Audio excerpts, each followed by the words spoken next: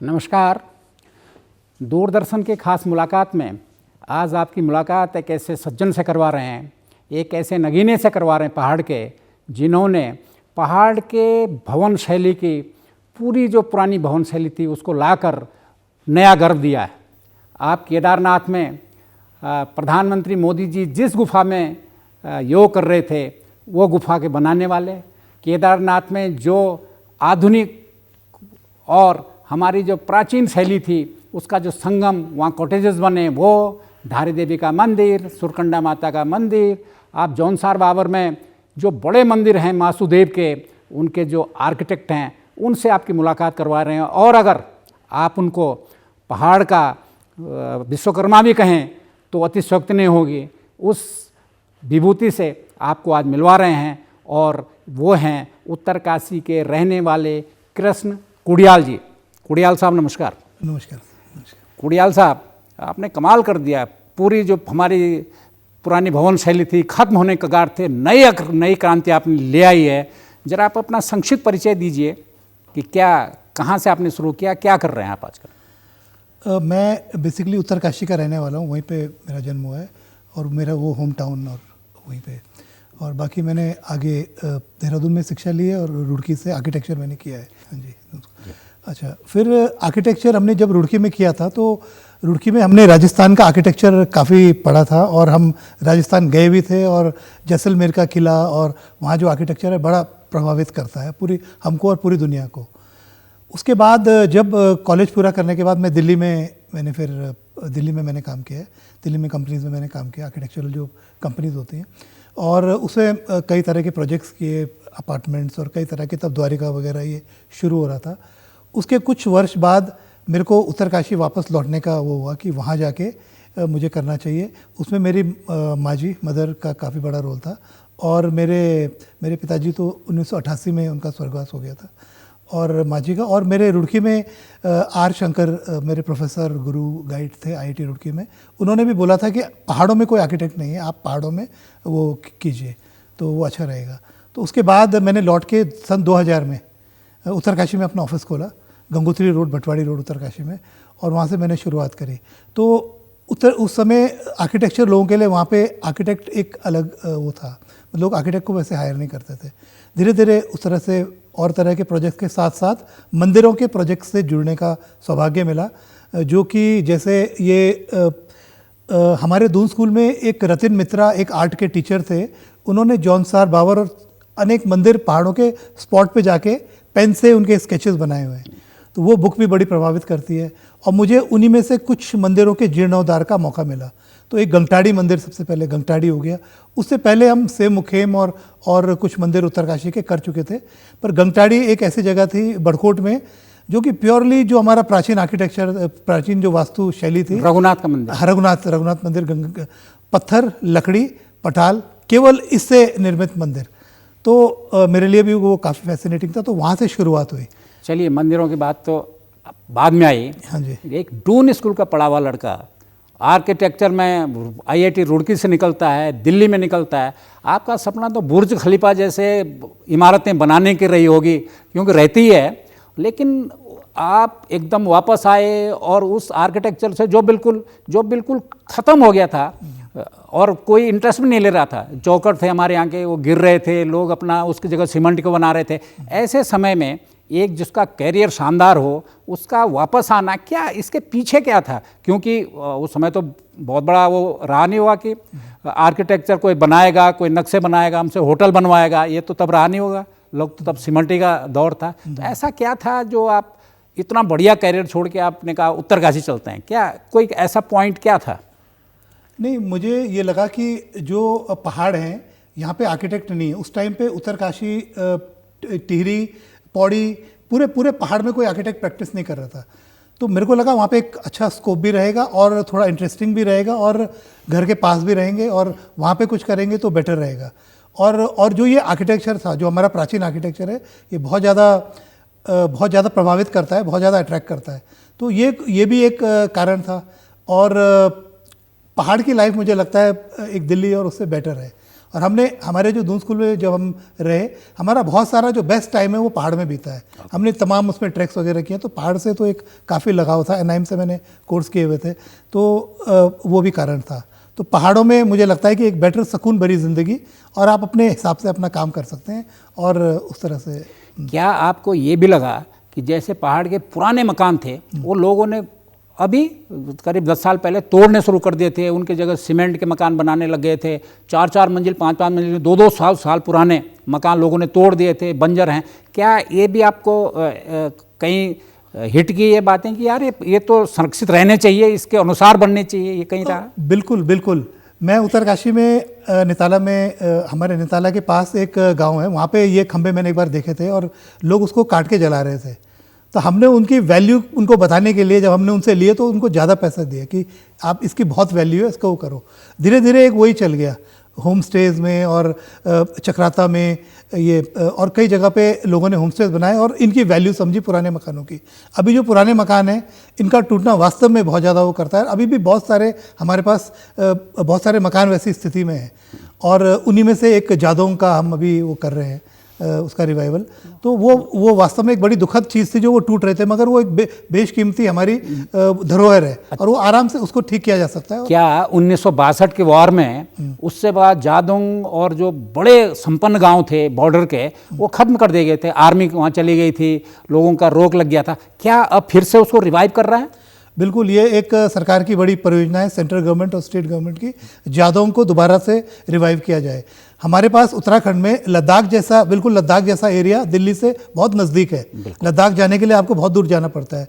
ये उत्तराखंड के लिए एक बहुत बड़ा पर्यटन वो होगा। अभी सरकार ने वहाँ पे 70 साल बाद परमिशन के लिए खोला था और अब जादोंग को रिवाइव किया जा रहा है, उसका पूरा रिकन्स्ट्रक्शन हो रहा है गाँव का, बिल्कुल वैसी पहाड़ी शैली में जैसे वो था। और उसको सब आप ही कंस्ट्रक्ट कर रहे हैं? आप? हाँ जी, उसका डिज़ाइन और वो मैं देख रहा हूँ, डिज़ाइन और सुपरविजन। चलिए, आप उत्तरकाशी आए, आपने स्टार्ट कहाँ से किया? कौन थे ऐसे जिन्होंने कहा भाई हमारे गांव आइए साहब, हम ये बनाना चाहते हैं, हम मंदिर आपके अनुसार बनाना चाहते हैं? ऐसा कहाँ शुरू किया आपने सबसे पहले? सबसे पहले तो उत्तरकाशी के ही मंदिर थे। लक्षेश्वर मंदिर था उत्तरकाशी में, फिर एक सेम नागराजा का मंदिर है टिहरी में। टिहरी में सेम नागराजा का मंदिर है और यहीं से शुरुआत हुई थी। उत्तरकाशी के जो अपने यहाँ स्थानीय मंदिर है और सेम नागराजा का पहले प्रोजेक्ट था। जब उन्होंने देखा होगा, लोग बाहर से आए, उन्होंने देखा भाई इसका तो कायाकल्प हो गया, अच्छा लगा, तब आपके बाहर से ऑफर आए, जौनसार से, हाँ जी, रघुनाथ के मंदिर। यस बिल्कुल, है ना?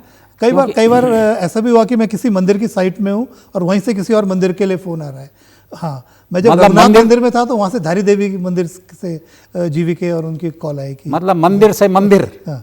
धारी देवी आपने किया? हाँ जी, धारी देवी। और कौन कौन से मंदिर आपने बनाए? कंस्ट्रक्शन भी और उसका डिज़ाइन भी। ओके, और कौन कौन से मंदिर हैं जो इस समय आपने बनाया? सुरकुंडा देवी मंदिर हो गया, उनेश्वर महादेव मंदिर है, बिसोई में मंदिर है, और बिसोई जौनसार बाबर, जौनसार बाबर में जो बड़ा भव्य सा मंदिर है। बिल्कुल, वहाँ पे लोगों का बहुत ही अच्छा वो है अपने देवता के प्रति। और कोटा में है और यमुनोत्री मंदिर है, गंगोत्री मंदिर के रेनोवेशंस हैं, केदारनाथ मंदिर, केदारनाथ के आसपास के जो रेनोवेशंस हैं। अच्छा, केदारनाथ में आपने, केदारनाथ में आप और कर्नल अपने कोठियाल जी, आपकी जोड़ी वहाँ बड़ी हिट रही है।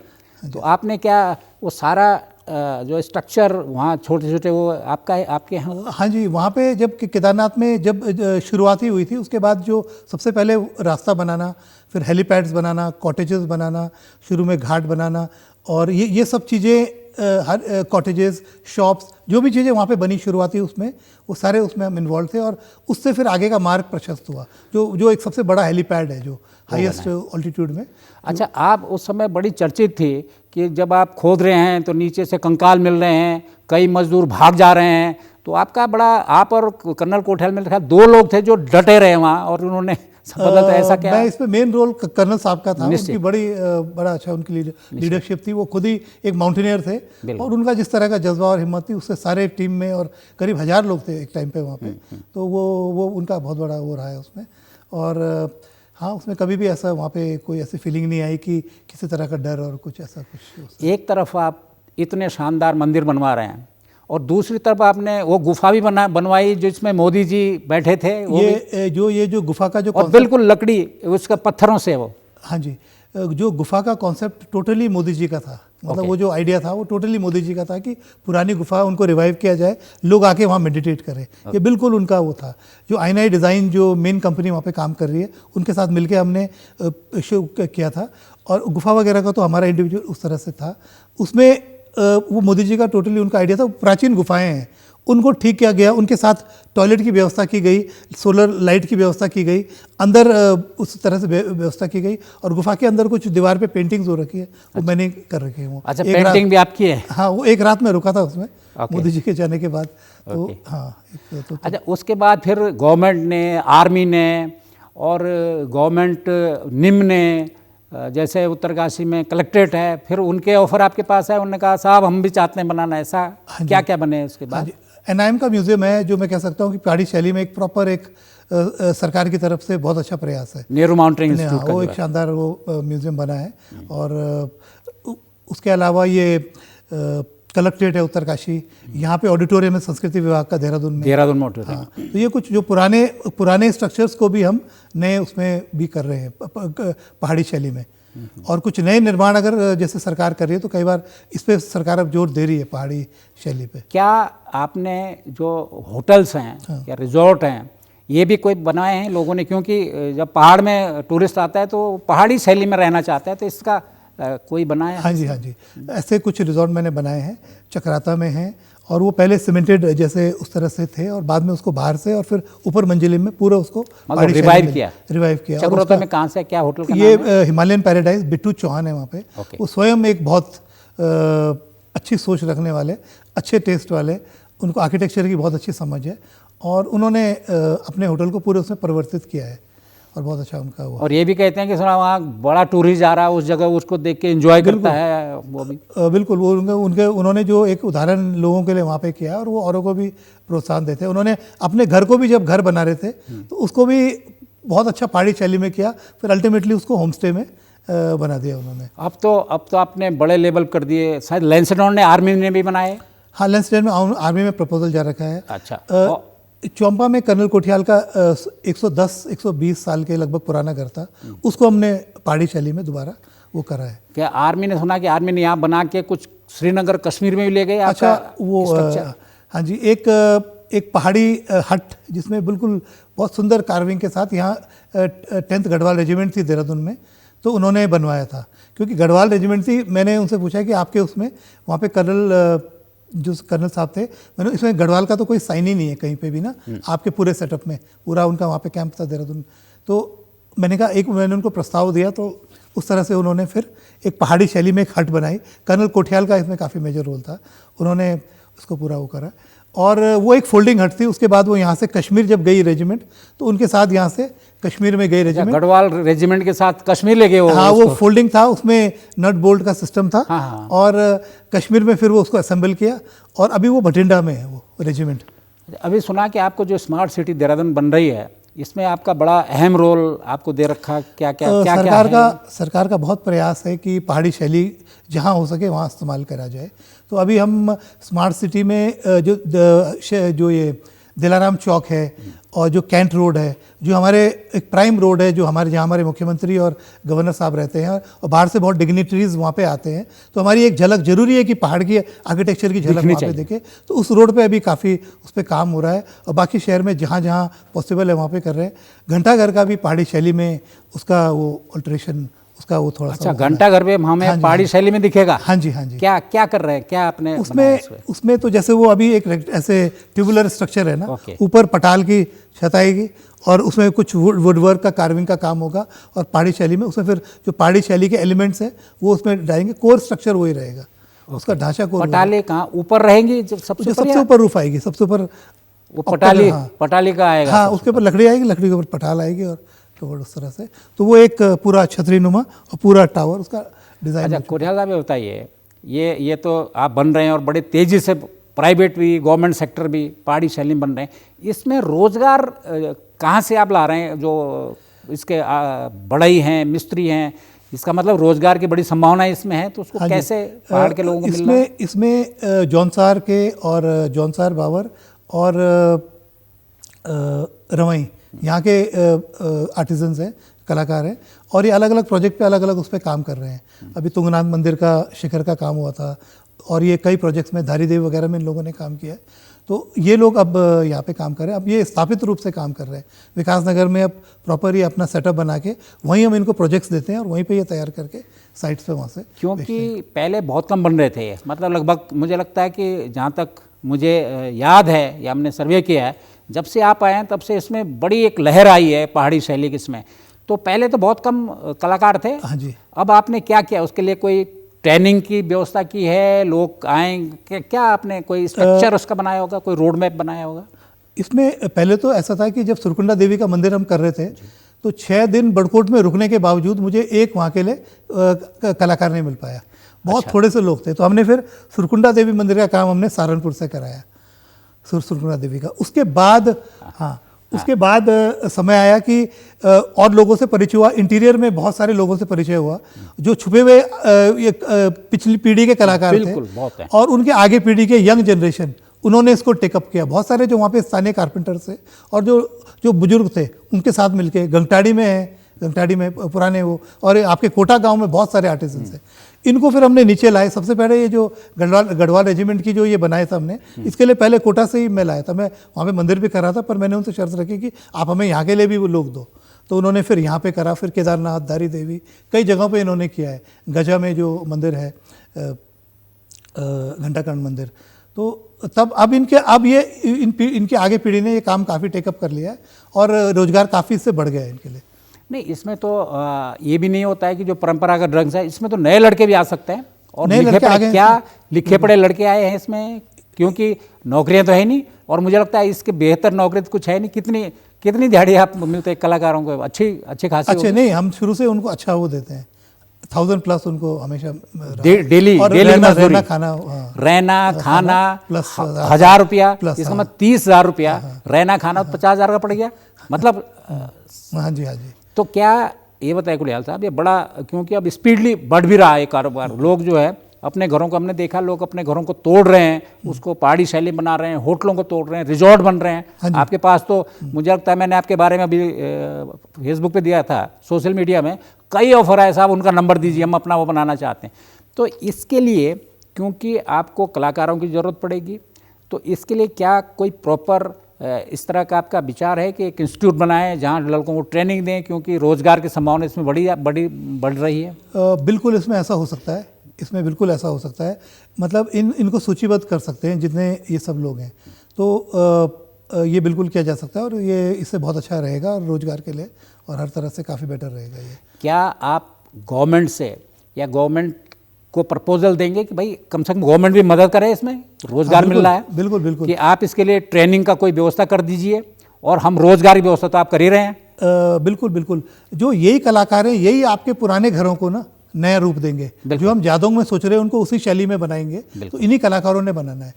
अगर आपको वो पुराने जो खंडर हो चुके हैं घर, जो धरोहर है, आज की तारीख में आप वैसे घर नहीं बना सकते। आप नया घर भी पहाड़ी शैली में बनाएंगे ना, वो बात नहीं आएगी जो एक पुराने में उनमें हाइट्स और ये वो कई चीज़ें हैं। तो उनको भी आपको ठीक करना है, तो ये लोग ठीक करेंगे। तो सरकार अगर गांव को दोबारा से अपना वो करना, पलायन को वो करना चाहती है, तो फिर ये इन्हीं कलाकारों की उसमें बहुत बड़ी भूमिका रहेगी। बल्कि हमने बहुत पहले संस्कृति विभाग में, मैं भी एक मेंबर था, तो हमने कहा कि जो हमारे चौखट हैं इनको प्रिजर्व करने के लिए कोई फंड आपके होना चाहिए। उन्होंने फंड की व्यवस्था भी करी थी। मुझे लगता है वो यूज ही नहीं हुआ फंड, ऐसे पड़ा हुआ है या क्या स्थिति है। तो इसका मुझे लगता है कि आपको, क्या आप आने वाले समय में, आप जैसे लोग, आपका तो एक ग्रुप बन गया होगा काफ़ी। हाँ जी। तो आपका ग्रुप कोई पैरवी करेगा ये कि इसके लिए प्रॉपरली एक इंस्टीट्यूट बन जाए जहाँ सीधा रोजगार है? इसमें तो ये है ही नहीं कि जो ट्रेंड होगा उसके लिए रोजगार आगे खड़ा है। तो क्या ऐसा कोई प्रपोजल आप देने की सोच रहे हैं? ये बिल्कुल ऐसा हो सकता है।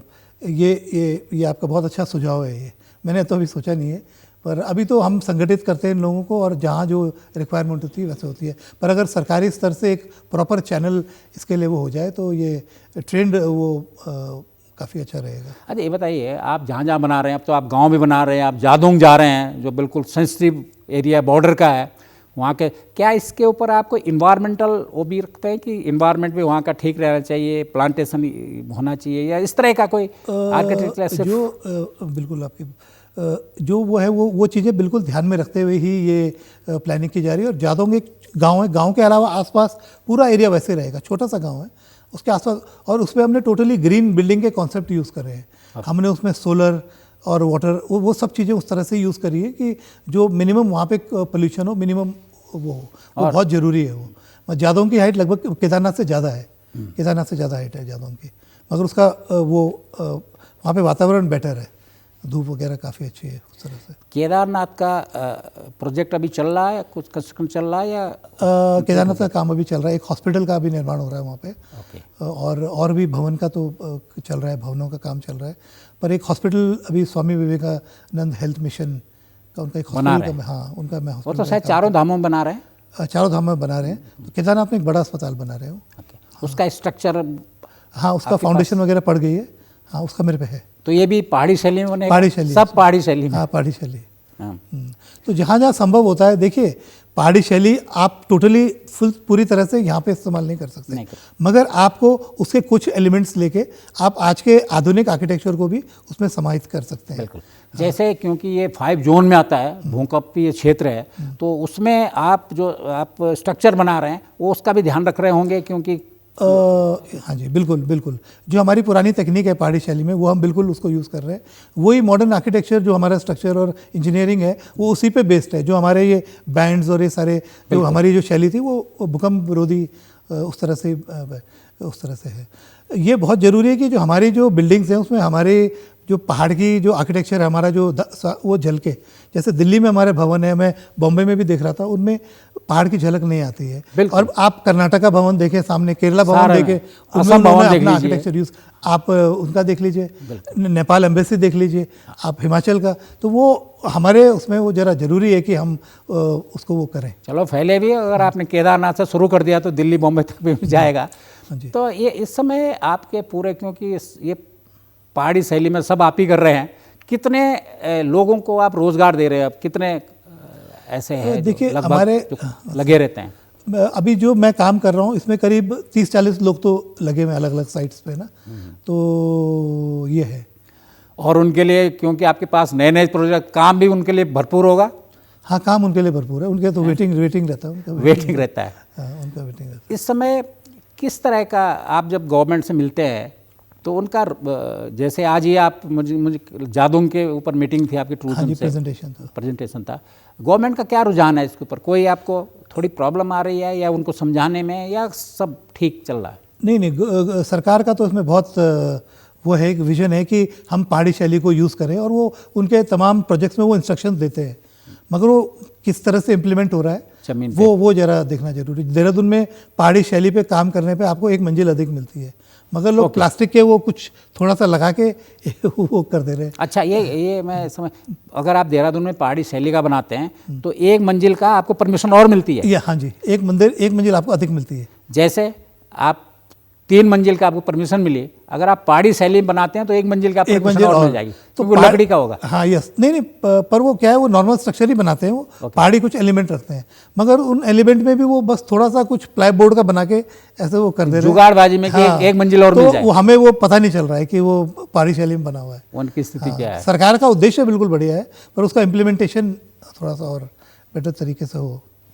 अभी पता चला कि जो हमारे माता मंगला जी हैं, वो तो पहाड़ के लिए समर्पित हैं। हाँ जी, उन्होंने भी अपना घर या किस तरह का आपसे बनवाया है, या उनका ऑफिस बन रहा है, तो वो प्योरली पहाड़ी शैली में बन रहा है, और वो इसको प्रोत्साहित करना चाहती हैं इस आर्किटेक्चर को, इस वास्तु शैली को। तो उन्होंने ये करा है कि जो उनका ऑफिस अभी है, उनका ऑफिस, पर उन्होंने जो अपनी ऑफिस की नई बिल्डिंग है उसके लिए टोटली पहाड़ी शैली में उसका निर्माण चल रहा है। आप ही उसका? हाँ जी, मैं उसका डिज़ाइन आर्किटेक्ट में। कुरियाल साहब, इस समय जो है आपने देखा होगा गांव में, आप रैथल जाइए, आप हमारे यहाँ कोटी जाइए, वो बड़े बड़े 5-5 मंजिल के भवन हैं और इतने मजबूत वो हैं, लेकिन कोई उनकी देख रेख नहीं, ऊपर से उसमें पानी पड़ रहा है, वो सड़ रहे हैं, लेकिन फिर भी वो खड़े हैं। क्या इनको रिवाइव किया जा सकता है, या गवर्नमेंट को करना चाहिए ऐसी कोई योजना टूरिज्म की होनी चाहिए क्या, या हो रही है?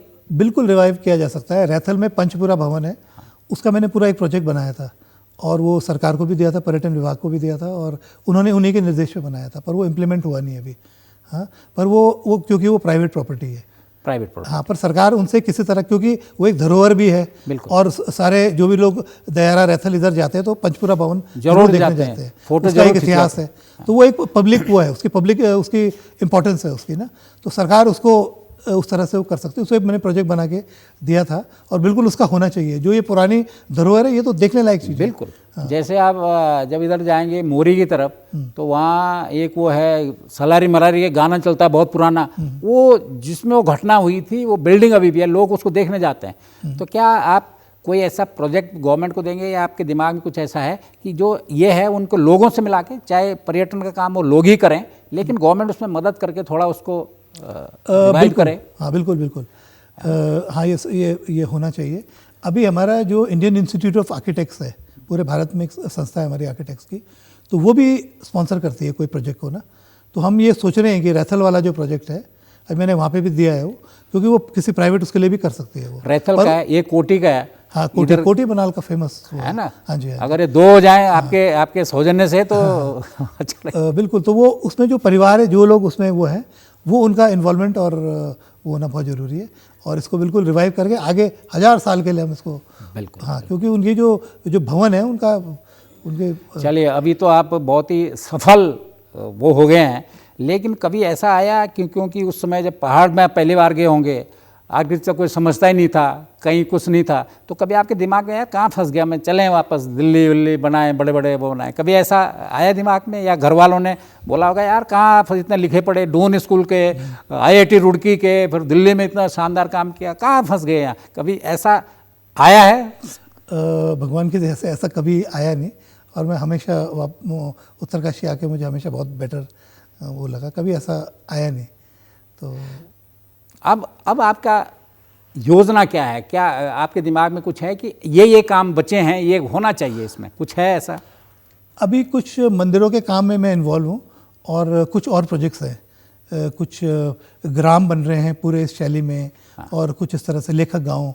हाँ, एक लेखक गांव में सुना बन रहा है, तो वो लेखकों के लिए गांव बन रहा है टोटली पहाड़ी शैली में, जिसमें कि पहाड़ी, जैसा मुझे लगता है हिमाचल के कुल्लू में था, जो रशियन उसने बनाया था ना वहाँ एक रोरेक का गांव, वो भी बड़ा फेमस था, दूर दूर से विदेशों से लोग आते थे। उसी तरह यहाँ बन रहा है? हाँ जी। कौन कहाँ बन रहा है? ये थानों के पास है, और निशन जी की एक परिकल्पना है, और वो एक सोशल ऑब्जेक्टिव है उसका। ओके। हाँ, वो लेखकों को प्रमोट करके वहाँ लेखक रह सकते हैं, उनके लिए सारी सुविधाएं, और उस तरह से जो समर्थवानी उनकी पब्लिश हो चीज़ें उस तरह से, और उस तरह का वातावरण में वो लिखें।